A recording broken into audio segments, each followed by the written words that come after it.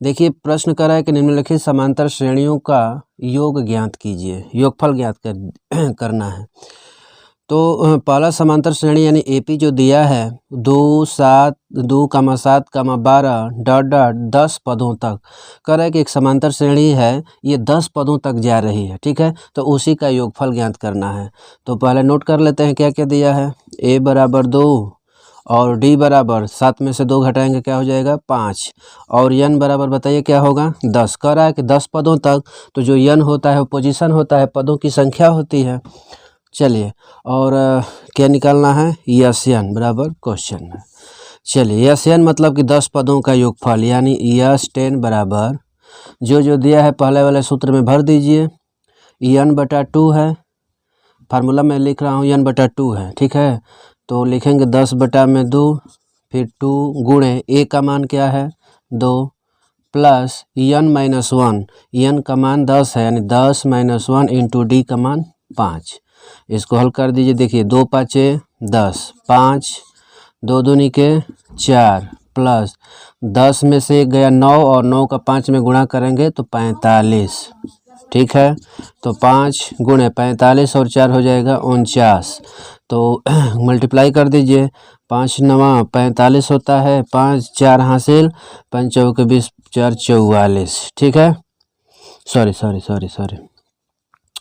यहाँ हो जाएगा 24 245, ठीक है। तो यस 10 का यानी 10 पदों का योगफल जो है कितना हो जाएगा 245, ठीक है। चलिए इसका दूसरा पार्ट हम देख लेते हैं। इसका दूसरा सवाल कह रहा है कि -37, -33, -29 ... लिखा है 12 पदों तक। चलिए तो ए बराबर क्या दिया है -37, डी बराबर दूसरे पद में से पहले पद को घटाएंगे यानी -33 में से घटाएंगे -37, ठीक है। तो ये -33 माइनस का माइनस में गुणा होगा प्लस 37 बराबर 37 में से 33 चला जाएगा 4, यन बराबर 12 यानी 12 पदों का योगफल। पदों की संख्या कितनी है 12। तो यस यन बराबर क्वेश्चन मार्क हम भर लेते हैं। यस 12 यानी 12 पदों का योगफल ज्ञात करना है। तो सूत्र में रख लेंगे यन बटा 2, तो यन का मान है 12 बटे में 2, फिर है 2 इंटू ए का मान क्या है -37, ठीक है। और प्लस थोड़ी देर के लिए इसको हम मिटा देते हैं, ठीक है। देखिए फिर यन -1 है, तो यन क्या है 12 - 1 इंटू डी का मान 4। हल कर लेते हैं। तो ये 2 6 के 12 6 हो जाएगा। इसका इसमें गुणा करेंगे तो 2 7 14, 1 3 दूना के 6 1 7 -74 और ये प्लस 12 में से गया 11, 11 में 11 44 हो जाएगा, ठीक है। तो 6 गुणे -74 में से 44 घटाएंगे तो ये हो जाएगा -0, 7 में से 4 गया 3, -30। अब इसका गुणा कर देंगे तो -180 यानी 12 पदों का योगफल जो है कितना हो जाएगा 180, -180। चलिए इसका हम तीसरा पार्ट देख लेते हैं। 0.6, 1.7, 2.8 कमा ... 100 पदों तक। एक एपी है जो चलती चली जा रही है और कह रहा है कि जो एपी जा रही है 100 पदों तक जा रही है, तो हमको 100 पदों तक का योगफल ज्ञात करना है। तो ए बराबर हो जाएगा 0.6, डी बराबर होगा इसको यानी 1.7 में से 0.6 को माइनस कर देंगे, 7 में से 6 गया 1 और क्या हो जाएगा 1.1, यन बराबर 100, यस यन का मान ज्ञात करना है। चलिए मान भर लेते हैं। यस 100 पदों का योगफल ज्ञात करना है। तो 100 बटा में क्या हो जाएगा 2, इसके बाद 2 गुणे ए का मान 0.6 प्लस यन -1, यन -1 क्या है 100 -1 इंटू डी का मान 1.1, ठीक है।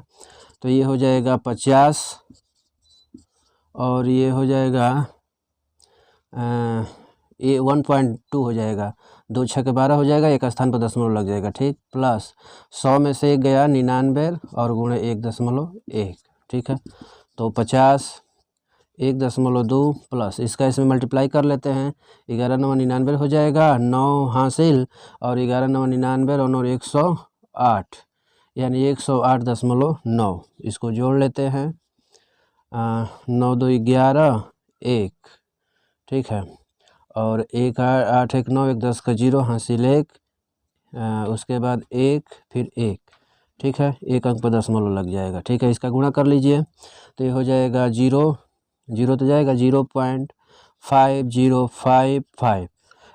पॉइंट के बाद 0 रहेगा तो इसको लिखते नहीं हैं, तो यानी 100, ठीक है। तो यानी 100 पदों का योगफल कितना हो जाएगा, 5505, ठीक है। इसका हम देख लेते हैं चौथा पार्ट। चलिए, चौथा पार्ट कह रहा है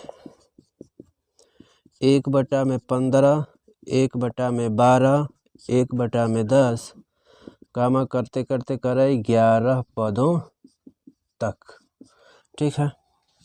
देखिए, तो a बराबर 1/15 दे दिया, d बराबर इसमें से इसको घटाएंगे, 1/12 में से 1/15 को घटाएंगे तो इसका एलसीएम हो जाएगा 60, तो 12 बचे 5 हो जाएगा, ठीक है।